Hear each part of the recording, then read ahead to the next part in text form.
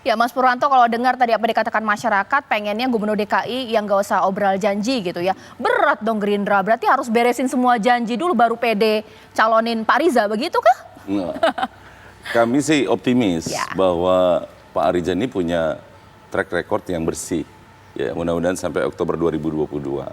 Tapi kami juga sangat yakin kader Partai Gerindra banyak yang bisa didorong untuk dilakukan pencalekan di pemilihan di Pilkada 2024. Persoalannya itu justru ada keyakinan yang menurut saya dari Pak Gembong bahwa seolah-olah ada sesuatu yang bermasalah antara pusat dan DKI gitu loh. Kami melihatnya justru tidak ada masalah dan itu baik-baik saja. Warga DKI kalau melihat dari pantauan wawancara tadi, ekspektasinya tidak berat.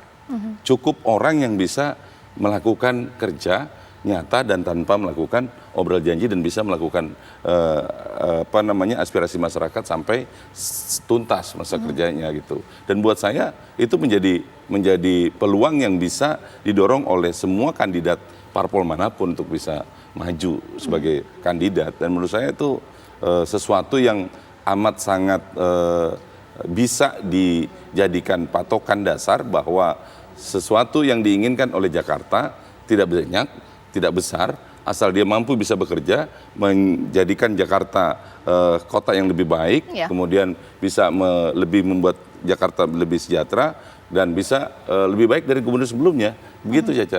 Oke, nah kalau misalnya Mas Rian, tadi dari beberapa pandangan atau mungkin statement dari masyarakat memang tidak terungkap atau terkatakan bahwa ingin sosok pemimpin yang muda atau terobosan, baru, fresh dan lain-lain. Tapi pengennya memang jelas-jelas saja untuk kebijakan. Nah, mengingat PSI ini belum punya kader yang memang sudah kelihatan lah kerjanya. Ini bagaimana? Ataukah mungkin PSI bisa men-challenge bahwa untuk Pilkada DKI itu ternyata nanti faktor isu yang dikemas yang bisa membuat seseorang naik untuk DKI 1. Bagaimana Mas Rian? Kami yakin kok warga DKI Jakarta kritis sekali, itu satu. Namun kita jangan lupakan sejarah. Gitu. Meskipun warga DKI-nya kritis dan seperti tadi ya tidak terpengaruh dengan isu SARA, paling tidak tangkapan warga nasional gitu ya pasca Pilkada 2017 kemarin, survei lingkaran survei Indonesia tahun 2018 bilang begini, 3/4 warga senasional ya, se-Indonesia, tidak mau daerah mereka mengalami pembelahan seperti Pilkada DKI 2017. Jadi memang sejarah bagaimana oknum dan elit politik menggunakan isu tertentu untuk membelah warga itu sudah pernah terjadi di Jakarta 2017. Nah, kita berharap 2024 nanti tidak terjadi lagi.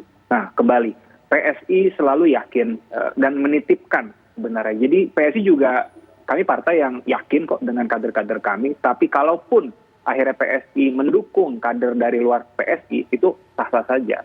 Sepanjang nilai-nilai PSI itu bisa dijalankan oleh yang bersangkutan. Nilai-nilai apa tuh? Transparansi anggaran, transparansi kinerja, transparansi proses pembuatan peraturan, dan yang paling penting adalah terus merawat toleransi. Jadi bukan malah memanfaatkan pembelahan warga untuk kemenangan, tapi justru bagaimana caranya menang tanpa meninggalkan luka di hati warga DKI Jakarta. Itu yang terpenting buat PS. Oke, Mas Wasi, sebenarnya seberapa mikirin sih warga DKI Jakarta sebelum menentukan pilihannya? Sebentar, lihat dulu apa kebijakan yang tidak ia lakukan atau mungkin apa cacatnya dia dalam hal memberikan janji yang tidak terrealisasi. Apakah serumit itu? Apa juga ternyata punya preferensi khusus gitu, mungkin sukunya, agamanya, isu hukumnya atau lain-lain atau bagaimana? Ya, lagi-lagi kalau kita membaca karakter mendasar dan sering terjadi di Jakarta adalah karakter pemilih mengambang. Artinya persepsi itu dinamis, preferensi itu dinamis. Mungkin sekarang kita mendambakan pemilih yang problem solving. Tapi bisa saja nanti di 2 bulan lagi atau mungkin 6 bulan lagi beda lagi preferensinya. Artinya yang selalu kita lihat sekarang ini kan persepsi itu selalu digunakan oleh satu partai kan, atau mungkin dari satu orang dari partai. Tapi kita belum pernah tahu pemetaan karakter beragam dari berbagai macam segmen masyarakat. Artinya mungkin apa yang dikatakan oleh partai seperti A, tapi yang kan oleh pemilih B, C, D. Artinya memang pemilih yang mengambang ini tergantung dari rasa, mungkin ada rasa rasional, identitas, pragmatis dan sebagainya. Artinya memang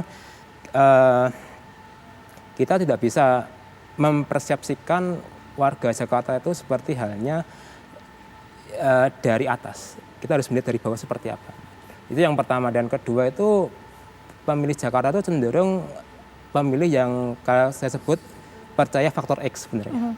Artinya kalau kita berkaca dari kasus Pilgub DKI 2017, dulu memang Pak Ahok populer secara survei. Tapi ketika ada faktor X tertentu, jatuh.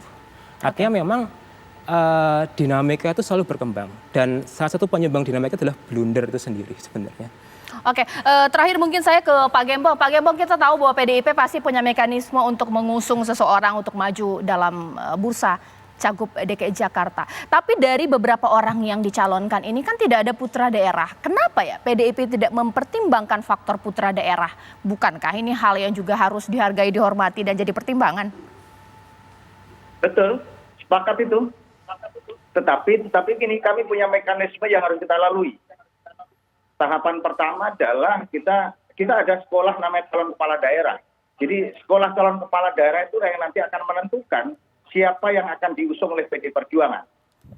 Dan yang menentukan siapanya adalah Dewan Pimpinan Pusat Partai. Jadi tugas kami adalah menjaring, setelah kita jaring, kita lakukan pendidikan calon kepala daerah, selebihnya nanti kita serahkan kepada DPP untuk ditentukan. Itulah mekanisme baku yang ada di PDI Perjuangan. Sehingga siapapun punya kesempatan untuk bisa mengikuti. Bukan hanya sekedar warga ibu kota, suku asli Betawi misalkan, siapa saja boleh ikut untuk mengikuti pendidikan calon kepala daerah yang dilakukan oleh PDI Perjuangan. Sehingga harapan kita adalah, tadi kalau kita tidak salah mencermati apa yang disampaikan oleh masyarakat, ini kan bentuk kegundahan dari selama 5 tahun kita rasakan.